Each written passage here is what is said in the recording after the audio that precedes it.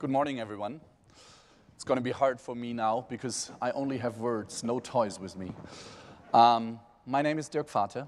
I'm a partner with Bain & Company, based in Frankfurt. German origin, European passport. I have two functions within Bain. On the one side, I'm the global head for retail banking. And as you can imagine, banks are really not good in customer experience, so I have a lot to do since the last 5 years I was promoted into that position. So the company also thought I'm also being the global head of digital customer experience. And that's why the last 5 years I'm only doing these kind of projects all around the world. You can imagine I'm spending 50%, 60% of my time in airplanes traveling through Asia, South America, US, Europe, helping our customers developing superior customer experience, and even more important, to deliver superior customer experience. I thought by preparing these presentations today, I'm skipping my standard presentation, and I'm just talking about my experience. My experience from all around the globe in terms of how can you summarize what are the key success factors to create, deliver a superior customer experience. And therefore, I'm going to guide you through 6 learnings I made around the globe, and will present you some concrete examples of best practice companies who are delivering on these learnings. The first one sounds very trivial, but in my experience is probably the most toughest one. You have to design customer experience through a customer lens. It's about the most convenient customer interactions. It sounds really trivial. One prerequisite, you have to know your customer. You have to know your customer, and to be honest, really honest with you, with all my clients I visited, the first thing that they said is, of course we know our customers. Our customer research department has do some research about it. The truth is different. The truth is different that people who are developing on these customer experience usually are pretty far detached from real customer interactions. Doing street work, street interviews with customers, voice of the customer, integrating this in the process of how they are creating this superior customer experience. But how do you create convenient customer experience? Take a flip side of your view. It's about making unexpressed latent pain points better. Think about the most common example on Uber, for example. Remember in the old days when we don't have Uber, MyTaxi, or other transportation apps. It was a pain to call the taxi transportation company and ask for a cab. Why was it a pain? Because it took minutes, hours for them to come. You did not have a clue where they are, and that was painful. The second pain, if you are then in the cab in a foreign city, you never know whether the driver is really taking the shortest way. So what does Uber or all these transportation apps do? They take transparency about the delivery chain. They give you that needed transparency, that they resolve that pain you had in the past. You know where the cab is when you're calling it, how long it takes. You know with the Uber app what the best way is, what the exact amount you have to pay after you are transported by this way. It's the quality of the route they present you with different alternatives. So it's about the transparency they are generating, and that's why they are so successful. If you once have used that customer experience, this app, in my experience, I don't use any other cab transporting systems anymore. So that's the first one. The second one is a critical touch points. Physical contacts can be useful as customer experience can directly be influenced. Even in the digital space, don't underestimate physical contacts. I give you 2 stories about that. The one you might have heard, it's about the Apple Store. I don't know whether you know why Jobs created Apple stores. Not to sell devices. The logic behind the Apple Store was to reduce customers' hurdles to engage with technology. It's all about this customer experience in the Apple Store. That's why we have Genius Bar in Apple stores. That's why people run into Apple stores and being educated to really reduce that threshold, tapping into new technologies. The second one is about Disney. Disney is probably one of the best digital transformation processes I can think about. Disney is, of course, had not been a digital company, but right now, if you see to the different divisions, it's purely digital, or most of it is digital. So the example I want to give you is about the Disney World, the Disneyland, Paris, or be it in Los Angeles, or be it in Florida. A couple of weeks ago, I was on a podium with the CEO of Disney, and he just presented this one example, and that was so eye-opening. If you are tapping into in a Disney World right now, you get like a armrest, and everybody knows who you are, when you were born, whether you have birthday, et cetera, et cetera. So, and you have online commercials when you're running around, different videos, et cetera, et cetera. So it's purely digital, this experience in Disneyland. But he gave that example. There is still one totally non-digital experience.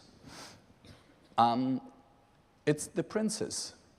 It's the Princess where all the little children are sitting on their knees, and taking a photo by the parents. And he gave that speech in front of pure non-digital people. And what he said is, do you know what your princess is? In all this digital work, what is your princess? You have to find that to be sure that also the physical contacts and their influence are on importance of your management agenda. I really like this example. The third one is about technology. Technology should be an enabler to offer the best customer experience, not an excuse not to provide it. Probably you facing this all in your traditional organizations, that technology most of the time is a reason why something cannot be delivered. The truth is, you can buy technology, you can use technology. It should be not a reason or an excuse not to provide superior customer experience. Take, for example, on this list, Netflix. The whole business model about Netflix is about maximizing conversion rates. That's their business model. So what they heavily invested is in technology, is in smart data. Really deep targeting and data setting to generate out of your customer behavior what is the best next offer Netflix could provide you to maximize their conversion rate. And there are a lot of other technology examples where technology is not only an enabler. In this digital world, it must be a cornerstone of your strategy. That's why it's so important that you have to have it up on your management agenda. I'm talking from my banking experience, especially because, of course, for a lot of banks nowadays, that is one of the major reasons why they cannot transform into the digital space as they want to. The fourth learning is on customer behavior. It's not customer needs what is changing dramatically. It's the customer behaviors. The way how they behave and solve their needs is changing. Not actually the needs are changing. Let me be a little bit, what is happening on the behavior side? I have found 5 factors on there where they, at the end, customers change expectations. They are more expectability, so they expect more from a company than they did before. They are less tolerant with waiting time. They are used to faster response time, with this, not the same, it's a different request by customers. They want intuitive interfaces. iPhone told us what intuition means, and customers expect that also from other organizations. And they don't have a fault tolerance. And these customer behaviors, they are changing dramatically in all industries. And the point is, that's why, for example, for a strategy consultant, benchmarking in the old days is not working in the new days. Because it's not just, fair to benchmark within one industry if customers experience different customer experiences in other industries. I give you an example about constant needs and different behaviors. Take Airbnb, for example. What is the need what is the need behind the solution Airbnb is presenting? At the end of the day, it's a bed to sleep in another town where I have to stay. Nothing else. But there are 2 new behaviors in society. The first one is we are all fed up with just standard hotel rooms. We want to feel like a local. That's why you're booking Airbnb, or a lot of people are booking Airbnb. There's another new behavior, especially for families. They want to travel like a family, like they are used to live at home.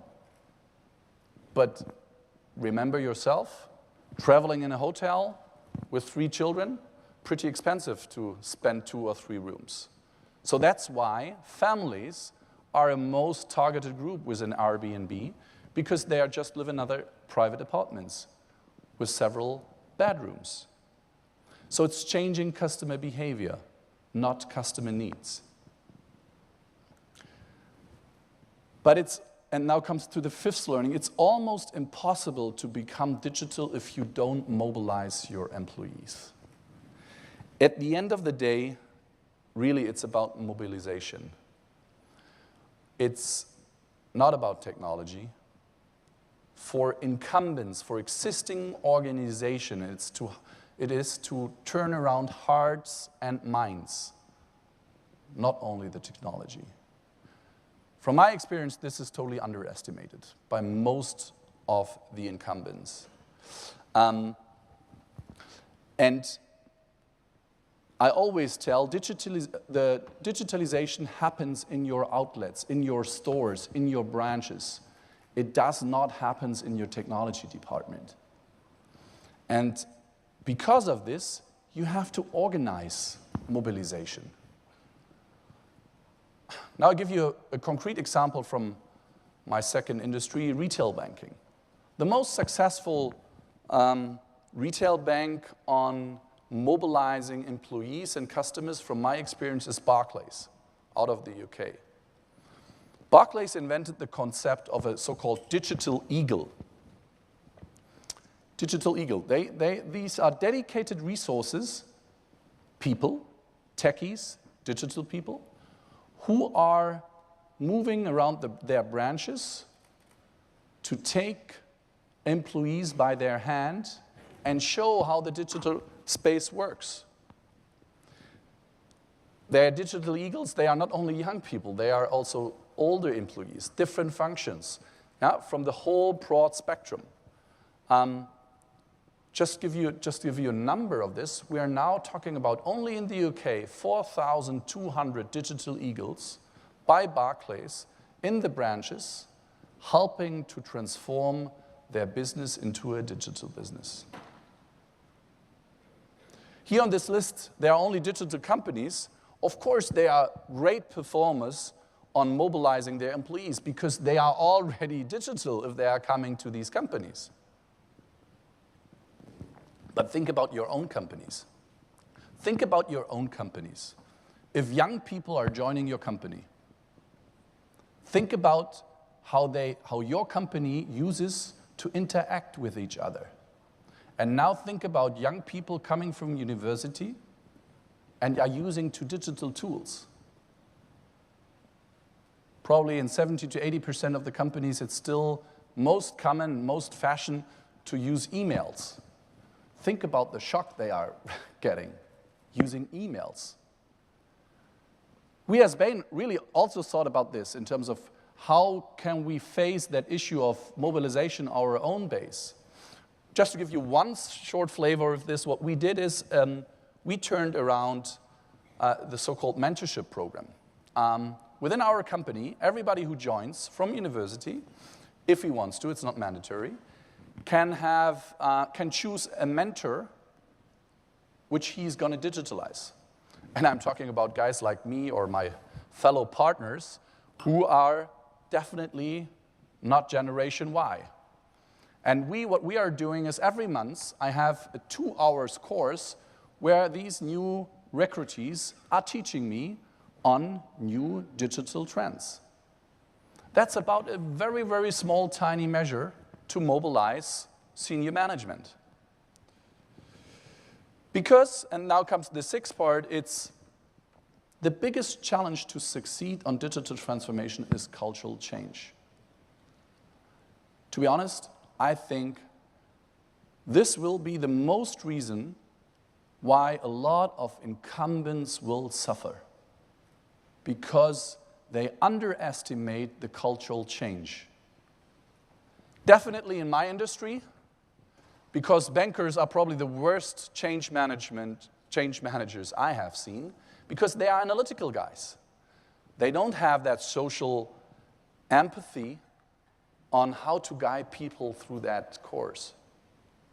By the way, I'm not only talking to folks like you on this one, I'm talking to bankers and also accusing them being not right change managers, because they are analytical people. And they know that change management is important. Yes, of course, let's do some change management. 80% of our project work is about developing new things. Only 20% is about implementation and thinking about the change. And that's why this will be the most reason why incumbents will fail in the next 10 years. Because they don't organize that change, and they don't invest in that change. Because change, what it needs is investments. It needs dedicated resources, dedicated people who are helping leadership to run through that change. It's not just soft, it's not just something you have to do. It's the most important part on digital transformation, to deliver that digital customer experience at the end of the day. One great example on this is Commonwealth Bank of Australia. For me, it's the most advanced digital bank in the world. Why? The new CEO in 2007 already started the digital transformation. 2007, so it was before the financial crisis, and he said, the future is digital, so we have to transform the whole company. I just was down there 2 months ago talking to the management, and they still say we are still on the digital transformation, which is true. But just to give you one single flavor of this, they had 25,000 people on sales in their branches. Within 3 years, none of these 25,000 people had the same job as they had before. Because, of course, the role of the branch is changing, the function of the people in that branches are changing, so that's why you have to also adapt the function of these people.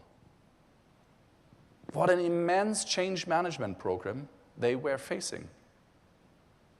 And this is, by the way, the most prominent example used a lot of times, but They also show the best results on this. On every KPI you're using on digital transformation, CBA is leading in Australia. And again, just to enforce that message, if you really want to deliver digital customer experience, technology is the easiest part to deliver this. It's your people, it's your employees which you have to mobilize and to drive this change management process. I wish you a wonderful conference. Thank you very much.